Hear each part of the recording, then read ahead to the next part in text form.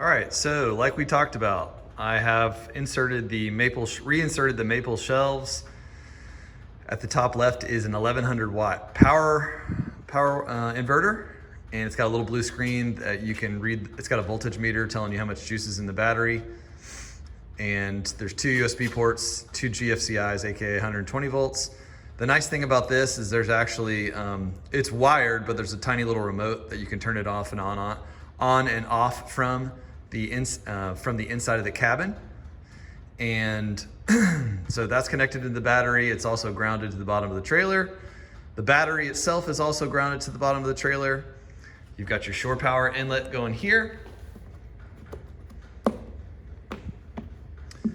And there's no the beautiful thing about that plug is there's no hard wiring directly from the shore power inlet on the inside to the battery charger. It's literally a male and female plug, and then that goes directly to the battery. Then you have your fuse block, which powers the Max Air fan, which is extremely quiet, and really enjoyed that, hearing that, seeing that so far, that result. And also connected to the fuse block is, on the inside, we'll show you in a minute, is the 2 USBs and a 12 volt. So moving over to the middle, obviously we left the top shelf, and also the power watt inverter is bolted down. Then you've got your 2i gas cooktop, propane cooktop that will rotate out this way, so you'll actually face to the right when you do your cooking. So that's really the final piece there. Pretty easy one. On bottom right, you've got your 7.5 gallon water reservoir. There's a little block in between there and the space set aside for an electric cooler. If your electric cooler is bigger than what this size would accommodate, you can always just easily unscrew that middle block and make an even larger electric cooler, or even just a non-electric cooler.